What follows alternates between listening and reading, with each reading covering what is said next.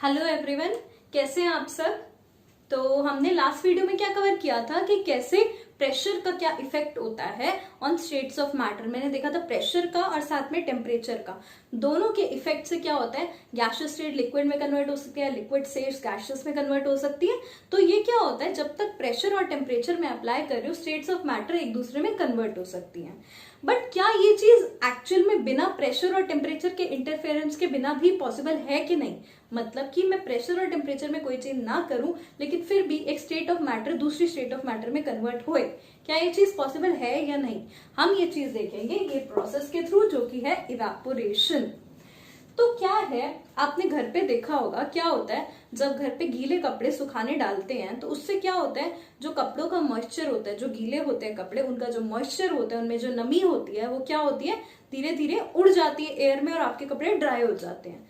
तो आपने देखा होगा हम इस सिचुएशन में, जब मैंने ये वाला एग्जांपल लिया, ना हम टेम्परेचर लगा रहे हैं, ना हम कुछ हीट प्रोवाइड कर रहे हैं कपड़ों को, ना हम प्रेशर का कुछ इंटरफेरेंस देख रहे हैं, प्रेशर भी चेंज नहीं हो रहा, लेकिन फिर भी जो वेट क्लोथ्स है उनका जो लिक्विड है, जो मॉइस्चर प्रेजेंट है, वो निकल रहा है उन कपड़ों से और कपड़े ड्राई हो रहे हैं।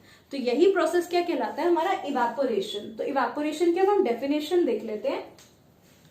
तो इवेपोरेशन क्या है, it is the process of conversion of a liquid into its vapours at any temperature below its boiling point. Boiling point यानी उसके बॉइलिंग पॉइंट से पहले कोई भी टेम्परेचर हो, उस पे लिक्विड चेंज हुए वेपर्स में। वेपर्स मतलब गैसियस स्टेट में चेंज हुए, जैसे कि हमारे वेट क्लोथ्स में से क्या होता है, लिक्विड निकल जाता है और वो गैसियस फॉर्म में कन्वर्ट हो जाता है। अब ऐसे होता क्यों है, इवेपोरेशन का प्रोसेस होता कैसे है वो समझते हैं। क्या होता है, पार्टिकल्स में हमेशा रैंडम मोशन होता है। ये जो हमने फर्स्ट क्लास करी थी of this chapter matter in our surroundings, तब भी मैंने कहा था कि फर्स्ट प्रॉपर्टी जो होती है मैटर की वो यही होती है that particles of matter are in random motion.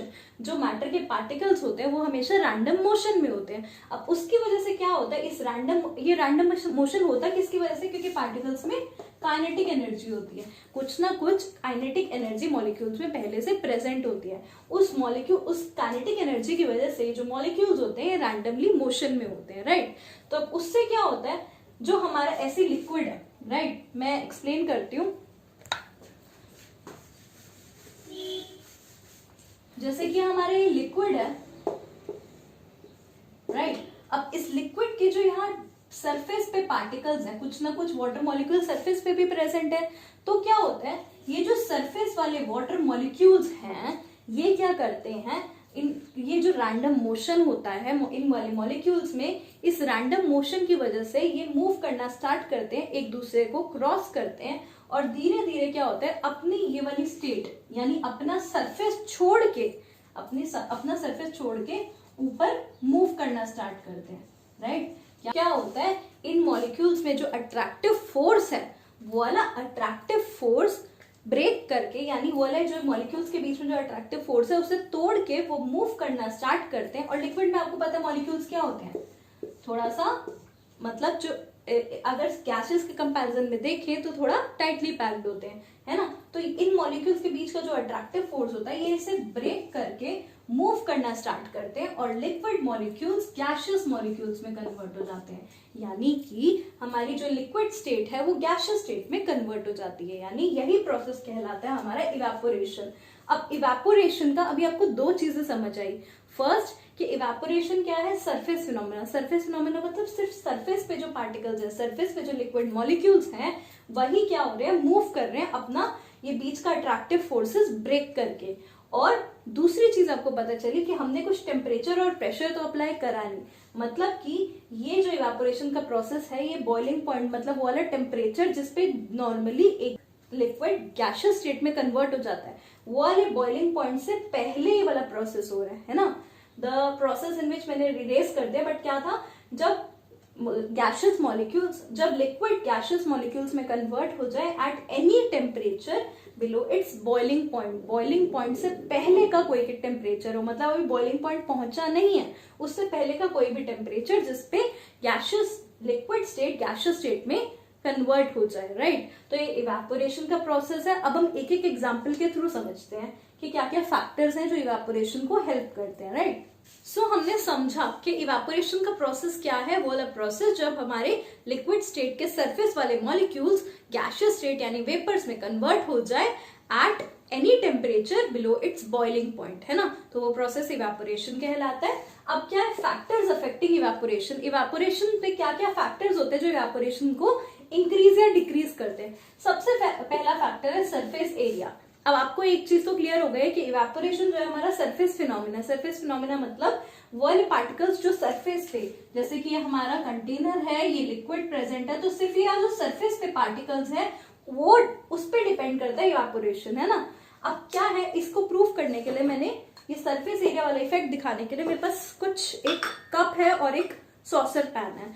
अब आपने ये चीज ऑब्जर्व करी होगी कि जब चाय होती है, चाय कप में आप रखते हैं तो क्या होता है, इतनी जल्दी ठंडी नहीं होती, लेकिन यही चाय अगर सॉसर पैन में पलट दी जाए तो क्या होता है, काफी जल्दी ठंडी हो जाती है। अब ऐसा क्यों होता है, आपको क्लियरली दिख रहा होगा, यहाँ जो एरिया है ये हो गया इसका सरफेस एरिया। ये जो एरिया है इस कप के सरफेस एरिया से ज्यादा है, राइट। सॉसर का एरिया कप के एरिया से ज्यादा है। तो इससे होता क्या है, जब चाय को हम सॉसर में पलट देते हैं तो वो जल्दी ठंडी हो जाती है, विच मीन्स व्हाट, कि हमारा जो इवेपोरेशन का रेट है वो सरफेस एरिया पे डिपेंड करता है ना। सरफेस एरिया के इंक्रीज करने से, ये मैंने शॉर्ट में लिख दिया, इंक्रीज करने से, सरफेस एरिया के इंक्रीज करने से रेट ऑफ इवेपोरेशन इंक्रीज होता है ना। तो यही रीजन होता है कि जब छोटे बच्चे होते हैं या फिर ऐसे जिनको चाय ठंडी पसंद होती है तो क्या होता है, सॉसर में पलट के पीते हैं, राइट। तो अब क्या है, एक और चीज, एक और एग्जांपल के थ्रू समझते हैं। जब आप क्लोथ्स ड्राई करने डालते हो, या घर में कोई भी है वो क्लोथ्स ड्राई करने डालता है, वेट क्लोथ्स है, तो उसे से झटक के फिर उसके बाद डाला जाता है, तो उसका क्या होता है, उसका रीजन भी सेम होता है कि क्लोथ्स को अगर आप as it is wet clothes को ड्राई करने रख दोगे तो वो इतनी जल्दी नहीं होंगे, लेकिन उनको पूरा स्ट्रेच करके फिर उसके बाद ड्राई करने रखा तो उससे क्या होगा, एरिया इंक्रीज हो गया। एरिया इंक्रीज करने से क्या इंक्रीज होगा, रेट ऑफ इवेपोरेशन। तो आप एक चीज समझ गए कि एरिया इंक्रीज करने से, सरफेस एरिया इंक्रीज करने से रेट ऑफ इवेपोरेशन इंक्रीज होता है। अब हम नेक्स्ट फैक्टर पे आते हैं, सेकेंड फैक्टर। सो हमारा सेकेंड फैक्टर है टेम्परेचर, यानी कि हम अगर टेम्परेचर में कुछ चेंज लाएं तो क्या होता है, टेम्परेचर अगर हमारा इंक्रीज हुआ, राइट, टेम्परेचर हमारा इंक्रीज हुआ तो क्या इंक्रीज होता है, काइनेटिक एनर्जी इंक्रीज होती है। ये चीज मैंने पहले बताई हुई है कि टेम्परेचर के इंक्रीज होने से काइनेटिक एनर्जी इंक्रीज होती है। अब जब काइनेटिक एनर्जी इंक्रीज हो जाएगी तो क्या इंक्रीज होगा, ये जो मॉलिक्यूल्स हैं इनमें कुछ बताया ना, रैंडम मोशन है, वो रैंडम मोशन किसकी वजह से, काइनेटिक एनर्जी की वजह से। तो अब काइनेटिक एनर्जी जब इंक्रीज हो रही है तो ये जो रैंडम मोशन है मॉलिक्यूल्स के बीच में ये भी इंक्रीज हो जाएगा। इसके इंक्रीज होने से क्या होगा, यहाँ जो सरफेस पे मॉलिक्यूल्स हैं इनमें अगर रैंडम मोशन इंक्रीज हो गया तो क्या होगा, ये जल्दी जल्दी आपस में ये वाला फोर्स ब्रेक करेंगे और इवेपोरेट होंगे, मतलब आगे जाके अपनी गैसियस स्टेट या फिर वेपर स्टेट में चेंज होंगे, राइट। तो क्या सेकेंड फैक्टर हमारा क्या हुआ, increase in temperature increases the rate of evaporation. पहला फैक्टर क्या था, फर्स्ट फैक्टर था हमारा increase in surface area increases the rate of evaporation. Second factor है increase in temperature increases the rate of evaporation. अब हम थर्ड फैक्टर पढ़ते हैं। सो हमारा थर्ड फैक्टर है humidity. First of all humidity होती क्या है, it is the amount of moisture present in air. Hindi में बोलते हैं नमी, जो एयर में नमी होती है उसको कहते हैं हम ह्यूमिडिटी, राइट। तो अब क्या है, ह्यूमिडिटी के इंक्रीज करने से क्या होता है, जैसे कि आपने देखा होगा कि जब आप क्लोथ्स ड्राई करने वाला एग्जांपल ही ले लेते हैं, जब क्लोथ्स ड्राई होते हैं तो वो जल्दी, अब रेनी सीजन में जल्दी ड्राई होते हैं या फिर हमारा जो समर्स वाला सीजन है उसमें, सीधी सी बात है कि जब रेनी सीजन होता है, जब बारिश वाला मौसम होता है, तो बारिश वाले मौसम में क्या होता है, क्लोथ्स जल्दी ड्राई नहीं करते। क्यों, उसका रीजन ये होता है कि एयर में ऑलरेडी ह्यूमिडिटी है। ह्यूमिडिटी मतलब कुछ ना कुछ मॉइस्चर प्रेजेंट है, वाटर मॉलिक्यूल्स प्रेजेंट है एयर में। तो उन वाटर मॉलिक्यूल्स में क्या होता है, एयर की ना एक डेफिनेट कैपेसिटी है कि एयर इतना ही कंटेंट ऑफ मॉइस्चर को होल्ड कर सकती है। क्या है, एयर की एक डेफिनेट अमाउंट ऑफ क्वांटिटी है कि ये इतना ही मॉइस्चर को होल्ड कर सकती है। अब क्या होगा, जब ह्यूमिड डे होगा तो ये जो मॉइस्चर है, लेट सपोज ये मॉइस्चर के मॉलिक्यूल्स है, वाटर मॉलिक्यूल्स है जो एयर में प्रेजेंट है, तो क्या है, ये वाटर मॉलिक्यूल ज्यादा प्रेजेंट है, ह्यूमिड डे है तो क्या है, ऑलरेडी वाटर मॉलिक्यूल ज्यादा है। अब जब हम कपड़ों को ड्राई करने रखते हैं तो उनमें से वाटर मॉलिक्यूल्स निकलेंगे, पर क्या है, ऑलरेडी एयर में वाटर मॉलिक्यूल्स ज्यादा है, तो क्या है, एयर इतनी जल्दी वाटर मॉलिक्यूल्स को और अकोमोडेट नहीं कर सकता। इस वजह से क्या होता है, हमारे जो क्लोथ्स होते हैं वो ह्यूमिड डे पे यानी बारिश वाला मौसम हो तो उसमें जल्दी ड्राई नहीं होते। रादर एक जब ड्राई डे हो या फिर समर्स का दिन हो, जैसे कि आपने जून वाले मौसम में देखा होगा इंडिया में क्या होता है, जून जुलाई जो बहुत ही गर्मी वाला मौसम होता है, इसमें क्लोथ्स अगर ड्राई करने रखें वेट क्लोथ्स तो बहुत जल्दी सूख जाते हैं, 1-2 घंटे में ही अच्छे से सूख जाते हैं। क्यों? क्योंकि एयर ड्राई है, उसमें मॉइस्चर कम है ना, मॉइस्चर यानी वाटर वेपर कम है। अब क्या है, जल्दी जल्दी वो वाटर को एब्जॉर्ब करती है क्लोथ्स में से, इवापोरेशन का प्रोसेस जल्दी होता है, इसलिए क्लोथ्स जल्दी ड्राई करते हैं। आई होप आपको क्लियर होगा and don't worry about the notes, वो आपको मिल जाएंगे। अभी समझते हैं हमारा थर्ड फैक्टर क्या है, ह्यूमिडिटी। तो इवापोरेशन हमारी इंक्रीज कब होएगी, जब ह्यूमिडिटी कम हो या ज्यादा हो।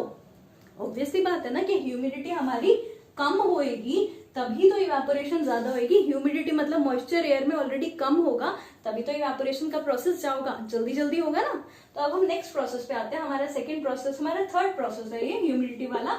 फोर्थ प्रोसेस देखते हैं अब हम।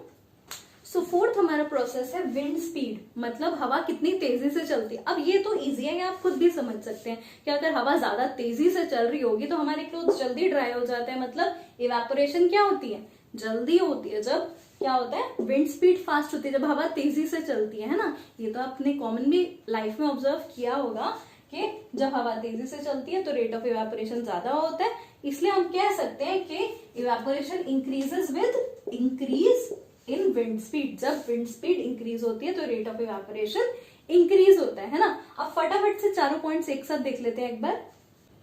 तो क्या क्या फैक्टर्स हैं जो इवापोरेशन का रेट इंक्रीज करते हैं। Increase in surface area, surface area का इंक्रीज होना, ये मैंने शॉर्ट में सिंबल लिखा है ऐसे इंक्रीज का और ऐसे डिक्रीज का, शॉर्ट में लिखा है मैंने, है ना। तो और दूसरा है इंक्रीज इन टेम्परेचर, टेम्परेचर के इंक्रीज होने से क्या होता है, इवापोरेशन इंक्रीज होती है ना। थर्ड फैक्टर क्या है, decrease in humidity, decrease in humidity या फिर मॉइस्चर, नमी, जो एयर में नमी प्रेजेंट है, मॉइस्चर प्रेजेंट है, उसके डिक्रीज होने से इवापोरेशन इंक्रीज होती है। और fourth factor increase in wind speed, wind speed यानी हवा की जितनी तेज हवा चलती है उतनी जल्दी रेट ऑफ इवापोरेशन इंक्रीज होता है। आई होप आपको ये वाले 4 फैक्टर्स क्लियर हो। तो आज हम क्या क्या समझे, इवापोरेशन क्या होता है और इवापोरेशन किन किन फैक्टर्स पे डिपेंड करते हैं। अब हम नेक्स्ट वीडियो में एक चीज कवर करेंगे कि इवापोरेशन और बॉइलिंग में क्या चेंज होता है, क्या फर्क होता है इवापोरेशन में और बॉइलिंग में। फिलहाल this is it for today. Notes आपको डिस्क्रिप्शन बॉक्स में मिल जाएंगे and if you like anything about my video so do hit the like button and subscribe to my video. Have a nice day.